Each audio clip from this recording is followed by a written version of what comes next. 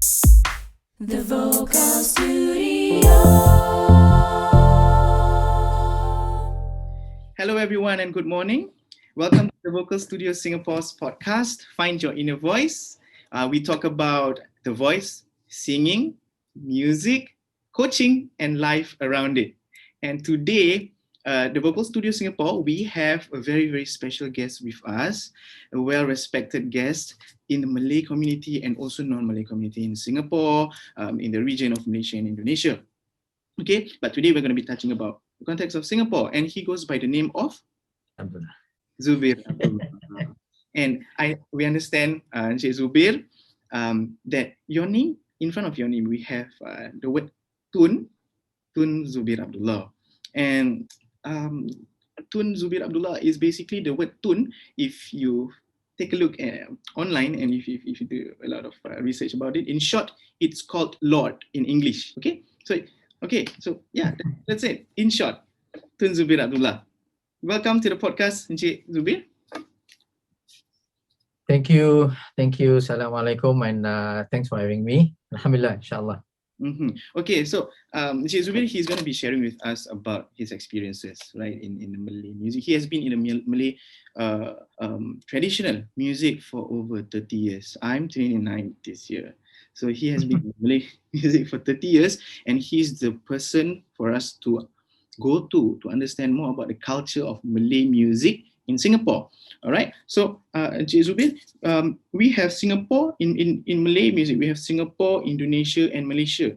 So, for my understanding, for my limited understanding, I think starting from Singapore, I see that where we started, right, where the Malay music started, or I would say the biggest industry in Malay music industry or education is based in Malaysia, Indonesia, and then Singapore, right? But today we're going to be touching about Singapore. So I want to understand, as a student or as a coach who is continuously learning every single day, what actually defines Malay music? All right. Let's start with a bit of profiling of myself. Sure. My name is Zubir Abdullah. I'm 56 years old, and currently I'm still lecturing specialist in studies in Malay music at the NIE NTU, and also full-time producer, composer, and an arts ambassador, practicing and promoting traditional music for the past 30 years, and I'm still practicing. And but before answering to what he just asked me, or in this beginning of this session, is that how do we define Malay music? But somehow I would like to intro about what and how do we know what constitute Malay music. Okay, I'm not here to, or it's best that not to talk so much about from the point of political, geographical, and some cultural, but somehow if we look from that many point of view, it's going to be very huge, and I don't think this 15 or 20 minutes is enough. Okay, but somehow we want to look into the purpose and function of music as much as from the essential of life, where we need to eat, we need to sleep, we need to work, or we need to have arts. We need to have arts, but as in particular traditional arts, where it is specially practiced, performed by the local, and somehow and somewhat this is so unique to the Malays, where question asks, how do we define Malays? Okay, but somehow I'm looking what really understand by many is that Malay music has the wide spectrum of influences of the world. Okay, let's narrow down to how and what we understand. Okay, first there are two contexts where understanding Malay traditional music from the local context, traditional, and also from what we call syncretic. Okay, syncretic is somehow it's is similar to fusion, what we call fusion music, where we have let's gather the Chinese, the Indian, the Malay, and so forth and so forth. Correct? Okay. But somehow when we say syncretic, it is not by purpose. It's not purposely to call the Malay, the Chinese, or Indian. Back then, when this kind of music first form or understand by the local, it's not necessary that we call the Malay, the Chinese, the Indian. It's due and through open trading by the Arabs, by the Indian, by the Chinese back then in 1500. A little historical and background and on how this syncretic music happens to be and what has been practiced till date. Okay. But somehow from the understanding of the local people through the introduction of the Indian, the Arabic, the Chinese, the Portuguese from colonization, that makes the Malay music so unique till date. Yeah. If you can notice and that many of the Malay traditional ensemble as compared to the Chinese or Indian or Arabic, they have a distinct instrumentation that represent them. For example, the pipa, the biwa, the erhu, the Indian with tabla, sitar, and so on, and the Arabic with the oud, darabuka, and so on. But somehow, the Malay music, as what we understand as 100 or 200 years ago, that it has been represented by many parts of the world. For example, we largely played the accordion, and also we largely played the oud, the Arabic oud in Malay called gambus, and we also include the violin. So these are some instrumentation. Somehow we are not saying or claiming that this is the traditional instrument, but somehow it has been part of Malay traditional music that is has been practiced and passed down for more than 100 years. And I think that's unique to the Malays. Okay. Somehow and somewhat, I think, going back into the first question, how do we define Malay music? The definition of Malay music is compared and understood by any other traditional practices. I have put these 5 principles that really constitute what define Malay traditional arts. We go number 1. We go number 1 is bahasa, which is the language. And I'm sure every other culture practice their own language as in the purpose of communication. Same goes to Malay music. So language is prime. As for communication, performance, be it spoken or written. Okay. Number 2, it's adab and adat. Adab dan adat, meaning ethics and practices. And I'm sure any other culture, they have their ethics, adab and adat that practice within or during. But somehow in the Malay adab and adat, or the ethics and practices, it's linked, intertwined, not only in our daily practices, but also in our cultural practices. I'll give you an example.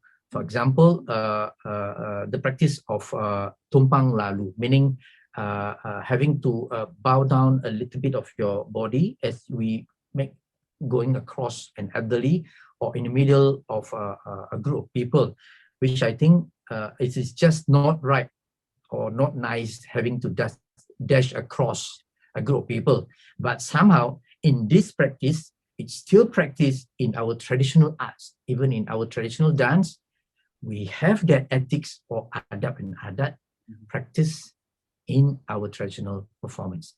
So number 3 is our music. So our music, like I said, it has the influences of many parts of the world. We call it syncretic, meaning it is by the influences of political, geographical, and some internal and local factual that it makes this syncretic music so unique to the local. For example, we have the zapin, we have the dolang sayang, we have the joget, many forms of rhythm that I think it is has been practiced and widely produced by the local for more than 100 years. And the number 4 is our Malay traditional dance. And our dance are unique to us that we have some symbolic that I think near to the heart of the Malays, where the symbolic of using the handkerchief and using the tepak sireh, and also using the keris, the martial art weaponry, and also there are 5 symbolic that really defines the lifestyle of the Malays, and largely is the Malay silat or the martial arts.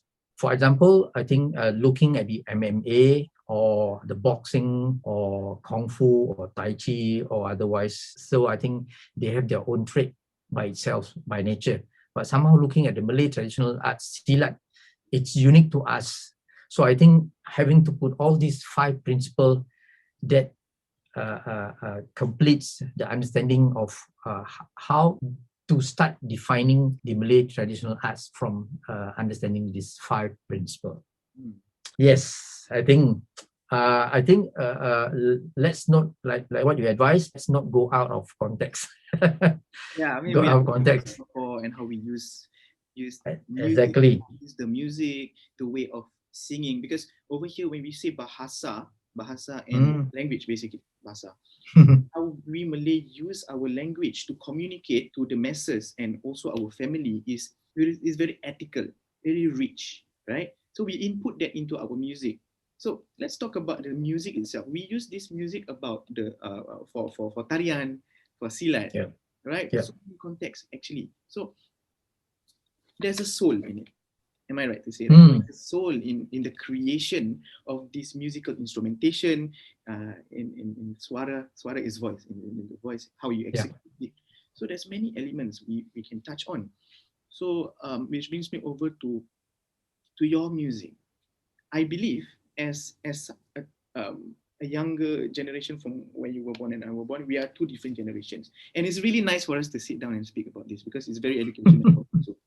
So what is the context of traditional music that you're creating? And later on, we'll move on into how we can preserve it, you know? We have to look from the context of what we are saying earlier on. From the 5 principles is bahasa, you mentioned, language, right? Malay traditional music, largely in the context of using traditional writing, what we call pantun, syair, gurindam, nazam, and these are all traditional writing. And I'm sure in Western writing they have a poem, they have like for example, twinkle twinkle little stars, how I wonder. These are all rhymes and simple but yet informative, you know, to get message across. Same goes to the Malay traditional writing. I will touch on one particular very popular and largely still practiced and used today, what we call pantun. Okay, you were saying how do we use our traditional creative writing called pantun to get across message and to understand the purpose through art. Okay, for example, like we have to talk the example. The pantun call, I think many of the Malays or the non-Malays, we will go this with translation. One very popular pantun called Dua Tiga Kucing Berlari, Manakan Sama Si Kucing Belang. Maybe Hidir can help me to translate, explain this. Yeah, from your understanding. Yeah, firstly, it's pantun, right? Pantun is pantun 4 kerat. I think this is pantun 4 kerat. Betul tak? So pantun 4 kerat. The first one, 2-3 kucing berlari. 2-3 cats running. 2-3 kucing berlari. Apa yang second one is mana nak sama si kucing. Manakan sama belang. Kucing belang. Manakan sama. Manakan sama is which one is the same? 2-3 cats running. Yeah. Right? Okay, it's the translation. Sorry, the translation. Got you. The translation is not literal. Yes. Translation is something like you see a couple of cats running around the streets, but there's no one cat that is the same as the other. Exactly. That is it. Correct. Yes. And the last two? Okay, 2-3 kucing berlari, manakan sama si kucing belang. Yang the third one apa sih? 2-3 boleh ku cari. 2-3 boleh ku cari. 2 or 3 we can look for it. Manakan sama adikku seorang. Correct. So we can look for 2 or 3, but there is no same as the person that we love. Okay, good try. Okay, let me help you.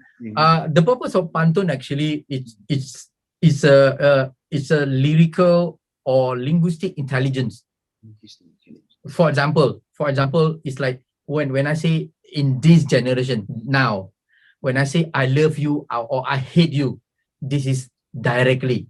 Okay. Back then, we use a pantun, a lyrical or linguistic intelligence, meaning that how I'm so angry, or how I am so happy, or I'm so in love with you, but in the linguistic intelligence.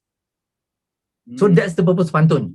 As for now, it's kind of I before you can say I hate you, I kena one box already. Correct? Now, That's the difference about pantun. So okay, going back into how you translate the whole thing, it's good try there. The first, we call it four-liner pantun. Okay, the first two actually it work as a hint. Okay, why we use animal like cat, burung, kucing, bird, or otherwise? Because, and I'm sure we still have cats, but not as much as cat back then in kampung days. Yeah. We really have cats running anywhere and everywhere. Okay, so it's the hint of I can see so many cats, just to tell people that hello, I have so many cats. Yeah. I have seen so many cats running, but this particular cats is not the same as so many cats. This one got one stripe. Okay. Come to the last two is the purpose and the meaning of the hint. Meaning that I want to tell you something that this particular girl or guy is so special from the hint of the cat earlier on. For example, I can find so many friends, I can have so many friends, but I have only one special friend, just like you.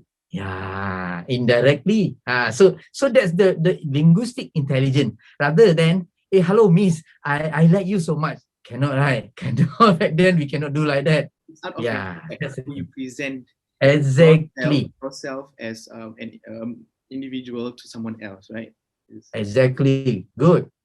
Going back into the linguistic practice on traditional writing called pantun, and I'm sure going into some of my works. Okay, can we talk about that? Yes, let's go. Okay, some of my I think I have more than 30 or 50 titles over my 30 years, but I think y'all can check out over the YouTube. Maybe Hidir can forward to whoever that you can check my music over at YouTube. You can check Zapin Teluk Belanga. Okay.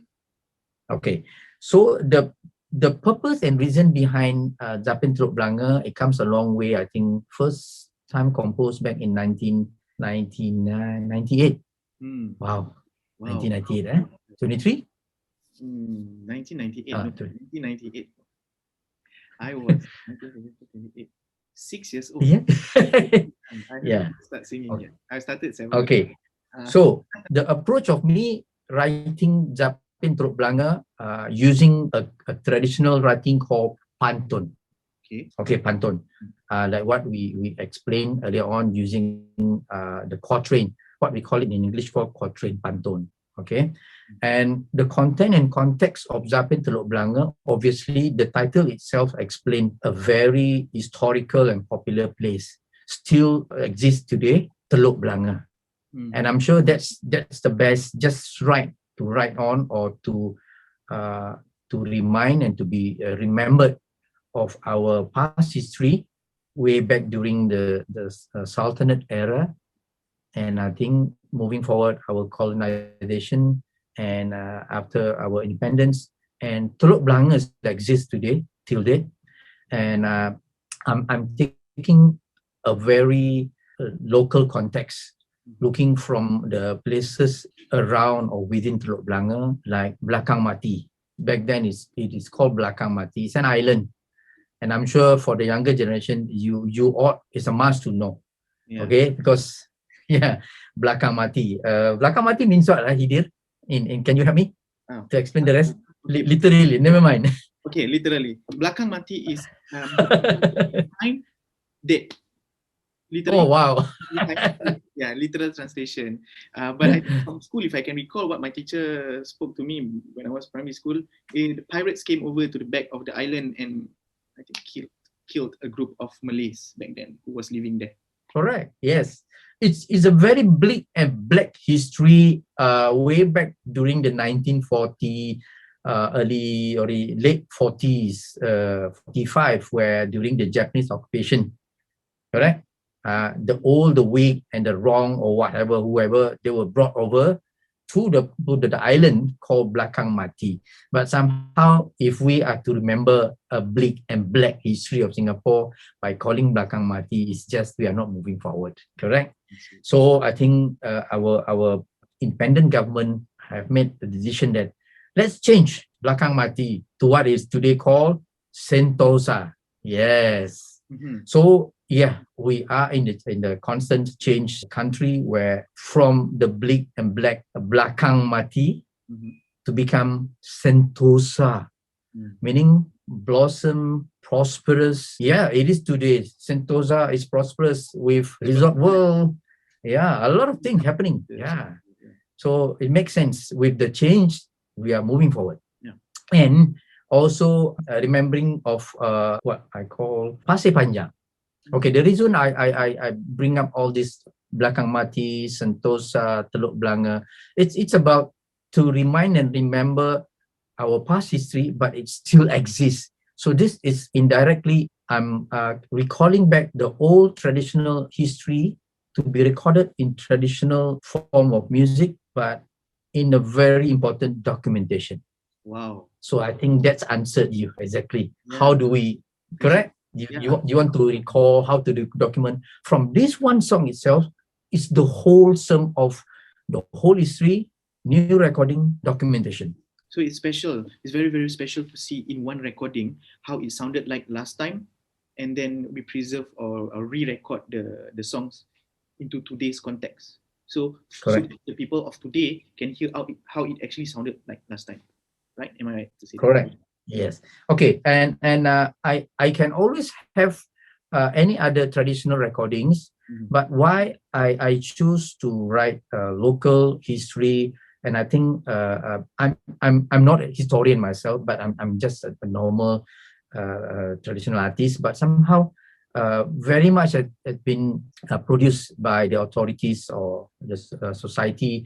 I think Heritage Board, NLB, and all the society and all our industry are trying very much as to uphold local history. But looking from an artist's point of view, and I think I'm just doing a small part of myself on how to document. Okay, I think every generation back then, they have their own artists who do their real-time recording as to recall and to remind what happened back then. I give you an example. Back in the 60s, we have a song called Suatu Petang di Gelang Serai. I give an example. Di suatu petang di Gelang Serai, sungguhlah ramai. That was in the 60s, correct? Yeah. So until then, I don't see, or we don't see or hear anybody writing about the advancements of Singapore after that Gelang Serai. So that's the thing. I want to find a niche, not to write about myself, but I think about recalling our local history as for documentation for your generation. Honestly, like I'm also a local singer. I wouldn't say artist. I just love singing. But I think there's a gap because right now I studied Western music, but then we have to also find our roots, which is very, very important, right? So it's really nice for us to sit now and I start to understand what the gap is. But anyway, content-wise, like you said, content in the Malay or Gelang Serai, it's all about bringing forward, like you said, yeah, you're exactly right. There's no other word to describe it. Bringing forward the historical value in the 60s up to now in context of Singaporean Malay. So the content has to be that Malay thing, the content, right? Like you said, Gelang Serai, we can talk about. What other stuff can we talk about in Malay music, the content and the singing?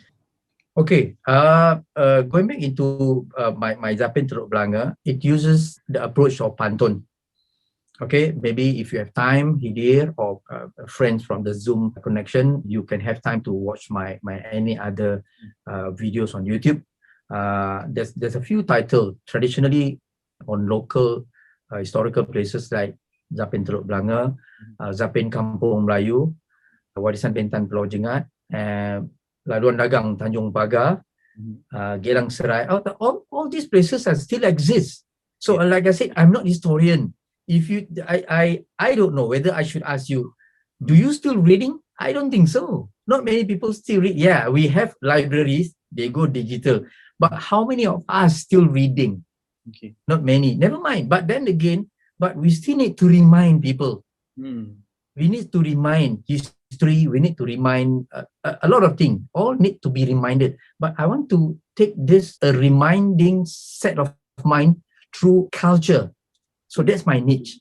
I want to remind traditional arts. I want to remind linguistic intelligence, pantun. I want to remind about adab and adat, the practices, all in the approach of creative arts, which is music. So that's the tool. Because in my music, I'm focusing more of local history. For example, when we say Gelang, obviously when we say Gelang Serai, two prominently is the Gelang Market, Juchat Complex, Tanjung Katong, and all this place only. But long before that, do we still remember all these little lanes? For example, Lorong Engku Aman, Jalan Turi, or Kampung Melayu, Kampung Yunus, and all these places still exist. Ask yourself and all your friends of your generation, whether do they know who are these people? Who is Yunus? Who is Marzuki? Who is Salina? Who is Daud? So all these people are still, although they are not existing, but the name is still kept, and we need to remind. We have come a long way. All these names represent the Malays. So we are not talking, we are not being racist.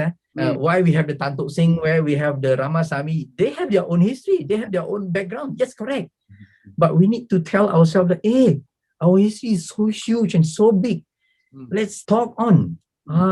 So I think I want to document traditional or history through performing art, which is arts, music, singing. Yeah, very nice. So which brings us over to the singing part, right? Singing part. So we spoke about yes, things, place, people, why it come about, and then now the singing, the presentation of it, presentation of the pantun. I would say pantun because the way we structure is in pantun. Presentation, I think how many presentations are there? I can list maybe Dondang Sayang, Zapin, Dikir Barat. So Zapin Teluk Belanga, I tried to sing the song, right? Very good. Yeah. Thank you. Teluk Belanga lah namanya, tempat bersejarah. Wow, that's good. Right, it's very melismatic. So which brings me to a question: Can someone who is not born in the culture or in a specific culture sing something like that? Like for example, we take someone, maybe Indian can, because Indian has Tamil has the melismatic singing, but I don't know. If you're not born in the culture, can you sing the song? And how do you sing the song? Can it be trained? Okay, good. Like I said, Malay music, we have, I think we are just lucky to have the influences of the world, like the Chinese, the Indian, the Arabic. So listening to Malay style of singing, you can hear a bit of Indian, you can hear a bit of Arabic, you can hear the dance movement of Portuguese, the joget. That's the unique part of being Malay. But looking into your question, how do we define melismatic singing? It has to go back deep into the soul, jiwa. And I'm sure each culture have their soul to go about, to bring on the soul singing. Like even in Western, we call R&B, The blues. Correct? The blues. It's them. It's all that, the blues and all that skills. Even in Arabic, they have their skills, or makam, and even the Indian, they have the ragas, and so on. But somehow in Malay music, we don't have a specific name to go about the skills. But somehow it's unique to us. It's not any similar to the Indian, the Chinese, the Japanese, or whatnot. No, but when you hear that style of singing, it directly explained that, oh, this is Malay. That jiwa, that soul actually has a very complete mix of all that influences, like what you have tried earlier on, the Zapen Teluk Belanga. This what we call patah lagu. Okay, patah lagu means melody. Okay, when we say in English melody, C, D, E, F, G, A, B, C. Okay, that is melodically correct. Chromatic meaning all that half and sharp and everything. This is chromatic. Western. But as much as the soul, rather than going into a direct pitch into melodic, we have the tendency to bend. Okay, that's a way. Okay, when we say bend, it is undescribable in the Western writing. Do you learn Western teaching, right? Can you bend the note? Can. Western teaching, I Cannot. learned called chord approach or approach note, right? Correct. Yeah, but bend, no. Yeah. Exactly. That's the thing. That's another level about traditional arts. I'm not saying the Malay, but in any other traditional art, where the voice is the main medium on how you bend the voice. That bending of voice, and also like how and what the Western said, compression. So how you compress and how you make it loud and soft. It's exactly actually the impression of your soul. Okay, that's deep. You get it? The impression, correct. You can shout, oh, that's loud. What's feeling of you? You can shout. Then suddenly you can go soft. The medium is your voice. It's your throat. It's your physical being. You can shout. But what controls you is the soul. And on top of that, you bend the note. That bending actually is the jewel, the feeling. That's really about the Malay. When what you did earlier on with Zapen Teluk Belanga, okay, like I give him Hai Teluk Belanga. So this, I think, it's not just technical, but the bending of the note, you have to feel. You can sing out loud. Hai Teluk Belanga. You can sing out loud. But with the technicality of understanding, you can slow down, compress, with a bit of feelings, it sounds better with the bending and everything. So going back into that, it's the soul, the jewel. So that's explained. Wow. See, you can sing the whole line if you choose to. You want to try? Go ahead. Demonstrate. You can how it actually sounds like. Hai Teluk Belanga. Try. Okay. When it was first recorded 23 or 24 years ago, I'm at my best. I don't think I'm at my best now. No. I will try. Hai Teluk Belanga lah namanya, tempat bersejarah lagi indah, rakyatnya bersantun budi bahasa terunada. Something like that. It can varies. It can varies. Like I said, I think you study so much. There are 8 notes in Western music. It's either you go lower 4 or upper 4, correct?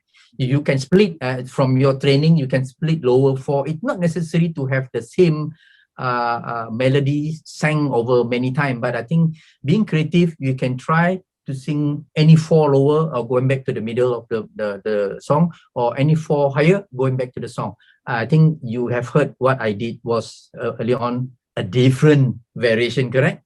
So this is something about variation, and plus having to understand what your soul or what you are feeling at that time. Yes, you still can redefine.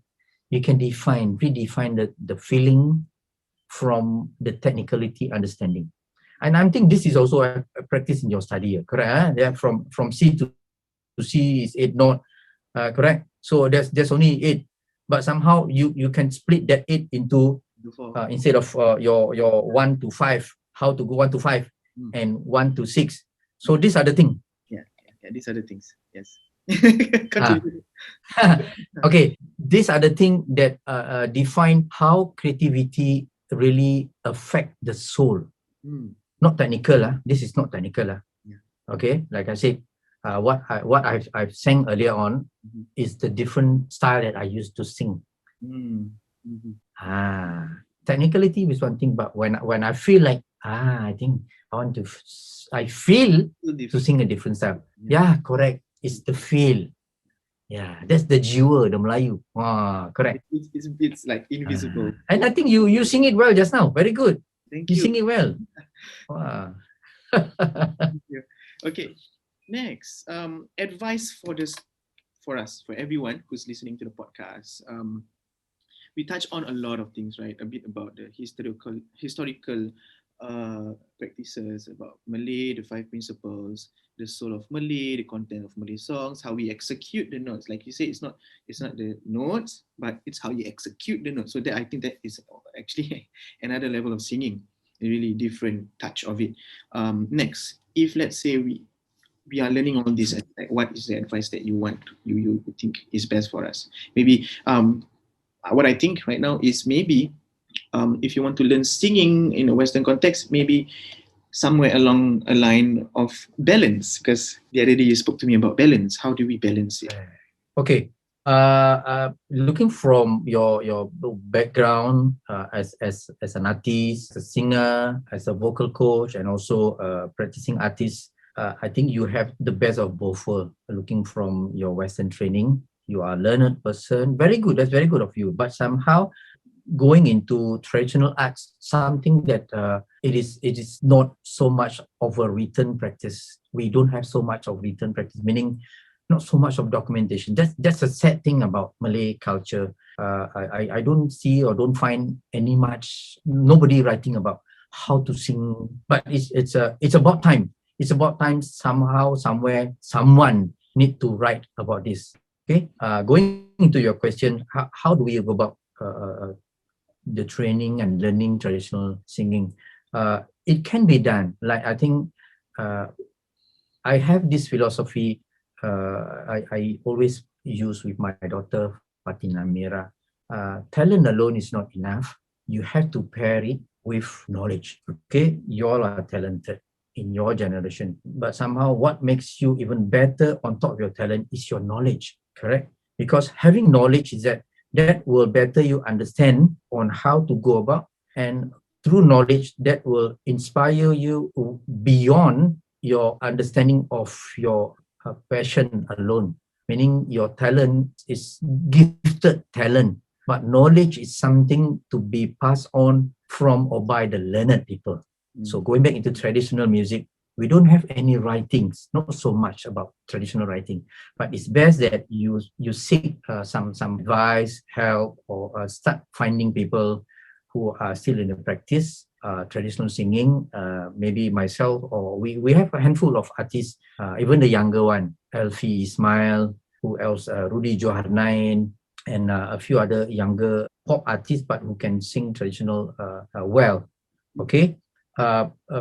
Singing traditional, it can be learned, it can be practiced, but somehow the one who practice or learned or taught must really understand the inside of Malay jiwa, the soul. You got what I mean? Yes. Okay, from your Western training, you have all that skills, all that skills and all that training you have, but somehow how to get about the feeling of the Malay jiwa or soul is all about the words again, the bahasa. Okay, when we say bahasa, aku cinta, but how to really aku cinta, get the feeling of the Malays put in the context of aku cinta in the style of traditional singing, then you will hear and see the traditional soul. And if you sing a pop style, aku cinta, you have that a very pop understanding, then you will interpret that aku cinta in a very pop sounding. So I think one must have jiwa, must really with soulful. Describe in Melayu. I try to describe in English. What I'm trying to explain here is that it has to be jiwa. It's all about jiwa, the soul. Malay about jiwa. Yeah. What you're trying to say is that we cannot change traditional music. We cannot change, right? We have to make it traditional and present it in a traditional way. Correct. Okay. If we look back into your interpretation, Okay, when we do we go back into competition. Okay, there are all popular songs. So what the judges are looking into, how you interpret from your understanding of the song. Make sense? Yeah. Okay. So going back into traditional music or particular or for that particular song, let's explain how do you understand the song and what is your interpretation. So that's explain different penjiwaan, different jiwa. How much you really understand, it will define and reflected in your style of singing. Or if it's not so much, or if it's not really so much of your style, it doesn't sound so good. It doesn't reflect in your style also. So immediately you can hear, oh, this singer is good, this one is not so good, this one is bad. That is technicality. But the jiwa is still the same. I felt the same thing, but somehow the technicality of understanding, that's the thing that can be done. People like you in your school can explain, not just technical, but put on the soul. Put on the soul. So Malay music is all about oral. I spoke to you earlier on. It's all about oral teaching. Okay, you can sing, but somehow you still need to sing it loud, as in how to explain what do you mean by that particular phrase. It has to be oral. Very artistic, right? Very artistic. So there's the technical part of it and there's the artistic part of it. You need to find the balance between these two in order to make a good performance. That's why. Yes. Wow. Idris. I try to understand, okay. I think it's a very, very insightful information. I mean, as a coach, also as a singer myself, we are always constantly trying to find ways on how to sing a particular song. Like even if we know how to sing it, but we need to find a way, we have to practice. So that is also one of the advice for everyone to keep on practicing the soul part and also the technical part. Yay, very good. Yes, thank you so much, Cik Zubir, for sharing with us a very insightful information about Malay music. And I hope this is going to be very beneficial for the listeners, for Malay, non-Malays who like to learn more about Malay music. And this month is actually our Ramadan month. And yeah, Encik Zubir has been very accommodating, giving, I think now 2 hours of lecture. Right? and if you guys want to check out Encik Zubir's music, where can we go?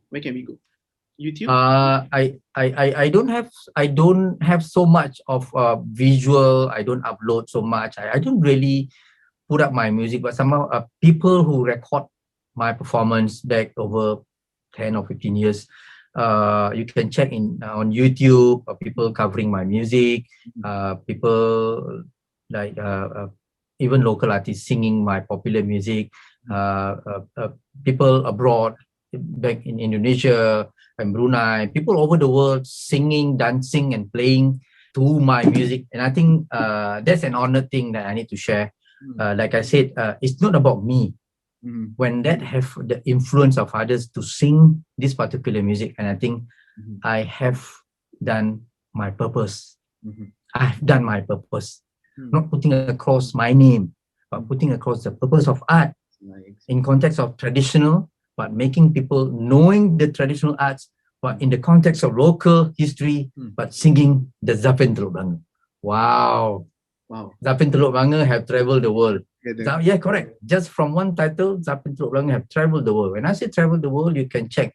Even the European ballet company have danced Zapin Teluk Belanga. The Singapore Chinese Orchestra has played my Zapin Teluk Belanga. Singapore Orchestra Melayu Singapore have played Teluk Belanga, and people in RTM, people in TV3. I don't know how this happened. Is that like I said, Alhamdulillah. It's a soul you to place exactly.